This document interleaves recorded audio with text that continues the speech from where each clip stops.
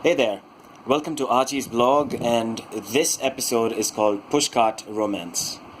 What you're looking at is my little pet, Laborious the First.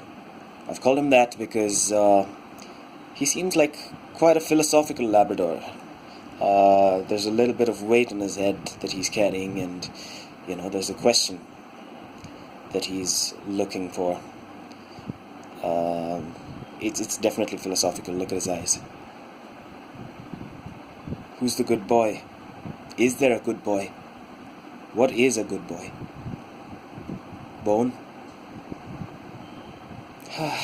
Laborious. Anyway, let's begin. People have a lot of things to say about my habit of sleeping late. Some of them have their own 2 cents to give me about it that make complete sense if I were in their shoes, but guess who isn't in them? I get that having a healthy lifestyle means doing everything early, but guess what? Life comes in the way sometimes. I use the quiet time at night to do my contemplation, listen to music, read, sometimes work also. But it is in these wee hours that I get some of my best ideas. One thing that I've noticed on an almost daily basis is an older middle-aged couple who are most likely fruit or vegetable sellers. The man is usually dressed in his dhoti, and because of the cold, he wears a sweater with a monkey cap. As he pushes the cart with his wife in a side straddle, she looks ahead at the road that is usually empty except for the occasional ambulance or the police patrol car or arbitrary things like a road roller or other random vehicles. A few street dogs who think they're kings of the street try and chase that cart, but are wary of the man because he can dissociate from it and chase them away. Her head is invariably covered with an old blanket that they've most likely had for a very long time. It's clear here that they're not here by choice but by circumstance. They've gone beyond the stage of complaining about life that they lead and are in a place of efficiency and getting their day's pay. On one such day that I peered outside of my window, I noticed this couple with the cart, but also another that whizzed past them. The other couple was a younger one, and they were on a motorcycle. The man was slightly overweight, and the girl had a bright, toothy smile and giggled from her stomach, which meant either that she genuinely thought that he was funny, or, more likely, that she was just happy to be there at that moment, at that time.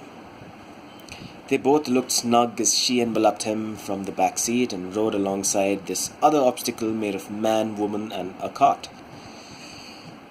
For those two riders, it must have been just one of those fleeting things to avoid on the road that didn't really make much of a difference as long as their path was clear.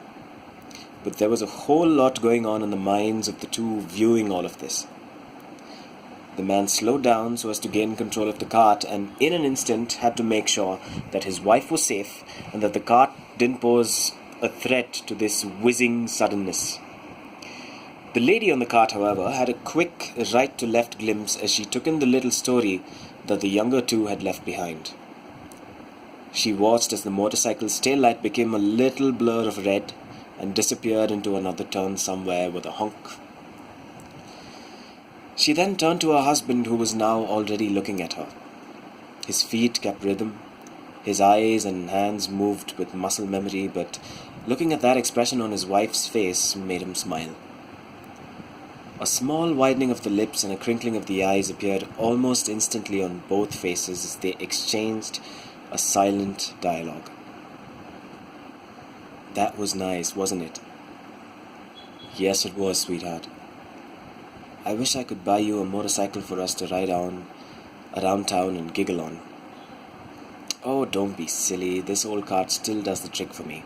Just make sure you pack my blanket in the little store box and maybe give me a little hug now and then. That one simultaneous smile had conversation, drama, romance, a psychosomatic bond, if you may.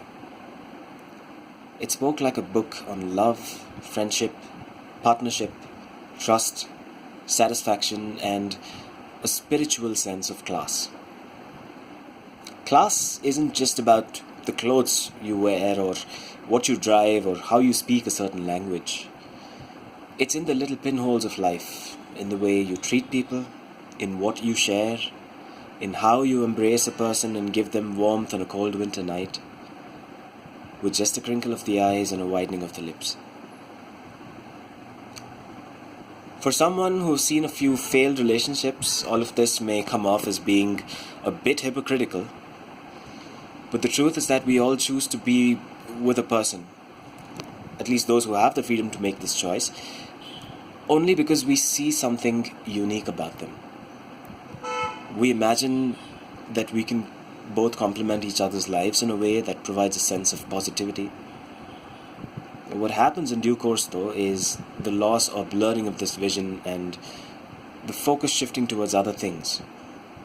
Things that somehow manage to bring the lesser of our best selves out for each other.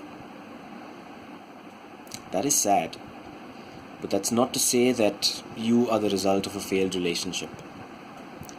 We often tend to attach a method of gradation to relationships, either to quantify them or qualify them somehow. I mean, where can we land up with such an outlook? I'm sure you've experienced this too. A crinkling of the eyes and a widening of the lips with somebody. It's very rare when this happens, and I wish you the most of it with your person. Watching that man and that woman has taught me that a bond you share with a person transcends a multitude of factors. It also tells me that a relationship meanders and evolves as the people involved in them.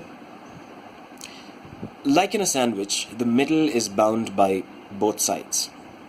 Cutting a sandwich means that you cut it vertically so that you get the bread on top and at the bottom. But if you cut it horizontally, it ceases to be a sandwich. But that doesn't mean that the piece of bread that remains after a horizontal cut is a failed sandwich. It just happens to have had a different path. As humans, we usually tend to have more control over this path than a piece of bread. We can decide whether we're better off as a sandwich or just fine as a single piece of bread with chunks of veggies and meat and sauce acquired from life's many experiences. So the next time you catch yourself thinking negatively about a relationship that you share with someone, try to go slightly beyond it. See what really matters to those involved. If you're both in agreement with your cart of togetherness, go ahead and push and share a lifetime of Pushcart Romance. If you're not, understand that you each still have a cart for yourselves. You're still capable of good in this world.